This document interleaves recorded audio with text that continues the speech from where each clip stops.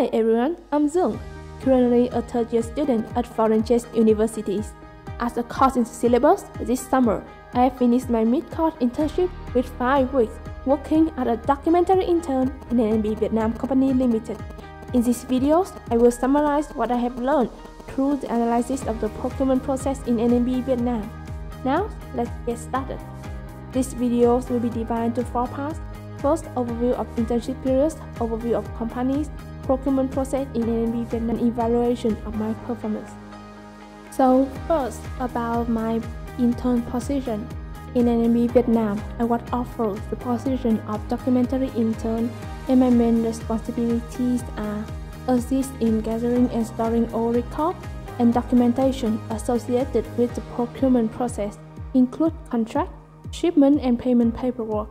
I also assist in gathering documents and presenting them for approval, and delivering and receiving documents between departments, as well as other tasks as required. About my objective and expectation during my internship at NNB, I will try to finish all the assigned tasks with the highest effort. My main objectives for the internship are to learn as much as I can about the real process involved in preparing documents, put what I have learned in class into practice, and pick up new skills that will be useful for my future job. Besides the opportunity to learn and grow, I received great compensation and benefit working in NNB Vietnam, which include 1 day off on Sundays, intern allowance of 2 million Vietnam dong, and self-development opportunities, especially the chances to receive expert mentoring in drafting documents and the procurement process. And finally, about my mentors. During my internship period, I was working under the guidance of Ms. Phạm Thị Minh Hằng. She is an employee in accounting and administration department, so she had many experience in preparing and sorting all the documents in the companies. I have learned the document transferring process and drafting documents based on the samples under her detailed instruction. The next part is the overview of NNB Vietnam. NNB Co Limited is specialized in electrical equipment supplying and installing service, especially in supplying equipment and spare parts, as well as consulting and installing systems. The quality of the product is the company's biggest concern. All the procedures strictly follows ISOs to eliminate possible discrepancy in the product delivered. Our main activities are to produce, trade electrical equipment, electrical materials, measuring, testing, orienting, and controlling equipment. We also trade computers, peripheral equipment, and software, and provide control technology, information, and other services related to computer. You can find us on our website or at the office on Trung Trinh. Next, moving on to our main product, with main service are supplying and installing electrical equipment and spare parts for some main fields such as power generation, power transmission and distribution, telecommunication, industrial automation, and so on. NNB Vietnam mainly purchase equipment and software that are developed manufactured by big names such as Siemens, ABB, GE, Hoff, Cisco. Some examples of what our company has been supplying are shown here. Next, we'll move on to the procurement process in NNB Vietnam, which includes 6 steps: identify purchasing need, search, evaluate, and choose suppliers, negotiate, contract drafting and signing, receive the material and invoice, and finally, making payment. First, about identify purchasing need. Besides consulting and supplying customers who are looking for solutions to their installation and system development, NNB Vietnam will seek partners through joining bid online. After signing the selling or installation contract, the companies will find and purchase required items in accordance with buyer specification. NNB Vietnam, at the moment, does not purchase and stock products for further reselling. Search, evaluate, and choose suppliers is the next step. Generally, there are 2 main ways to purchase input for an enterprise: import from foreign suppliers or seek domestic source. However, NNB currently does not exercise any import activities, and our products are purchased domestically. At the moment, most of the products purchased are from Siemens. one of the biggest brands in electrical engineering and electronic-related products. For contract the cement product can satisfy, the sales team will contact our regular suppliers such as Cement Co. Ltd for information.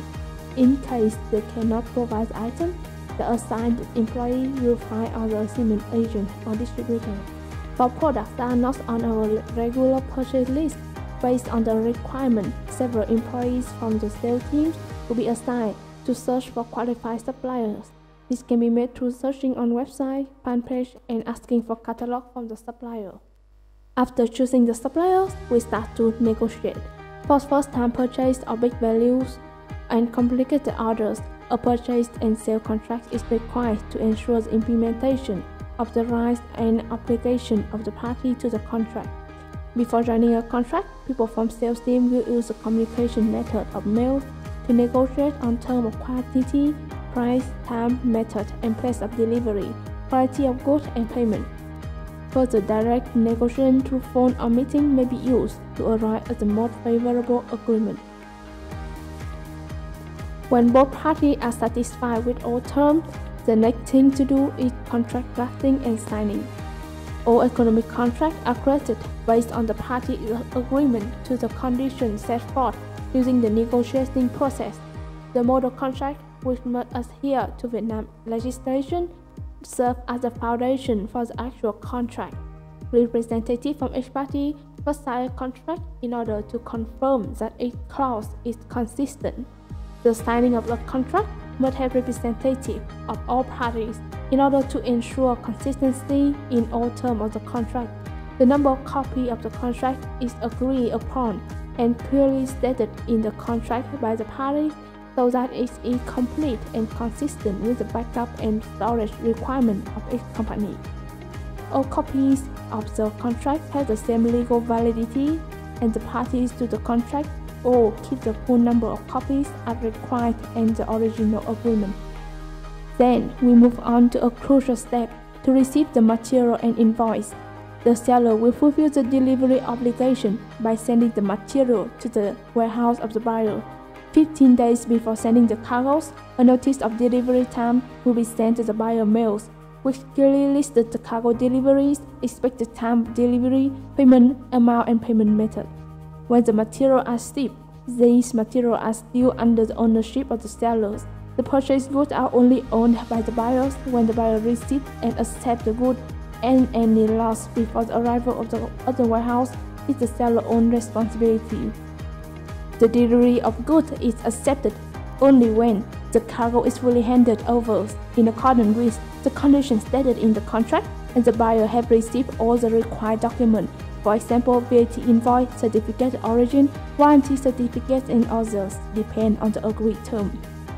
At time of successful deliveries, both parties will sign the receipt of deliveries and cargo ownership will transfer from sellers to buyers.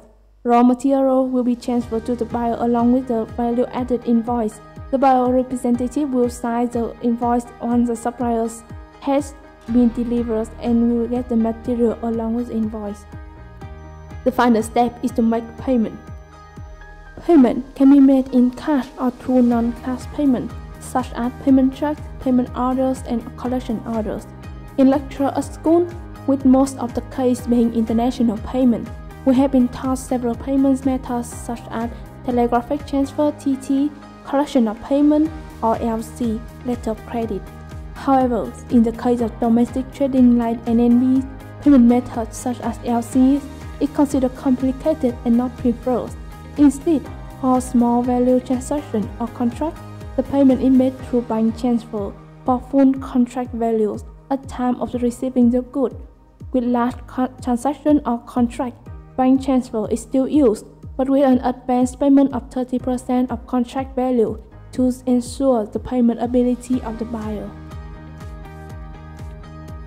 Finally, we go to the final part about my internship evaluation. Well, to be honest, it took me a good amount of time to learn how the job of documentary intern works, especially since it involves a product line I was unfamiliar with.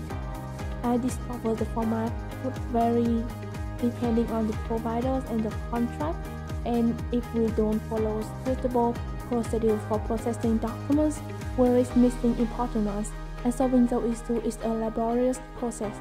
Another fresh part for me is that even if all of the products are from international labels, not every business will actually import them. Instead, they will choose to buy through a Vietnamese agent to avoid the lengthy and complicated import process that might be costly for small purchase. During my internship, I had opportunity to put the knowledge and ability I have acquired in college course like writing letters, contract, and communicate professionally to use during this summer internship. I have been able to further my expertise and solidify previous gained ideas by using my knowledge in practical settings. Last but not least, I would want to thank Mr. Phu Thị Hạnh, a lecturer of foreign universities who served as my mentor throughout the entire internship period. I want to thank her sincerely for all her help and support during the intern process. Her suggestions and remarks were very helpful in dramatically improving this report. This is the end of this video. Thank you very much for watching.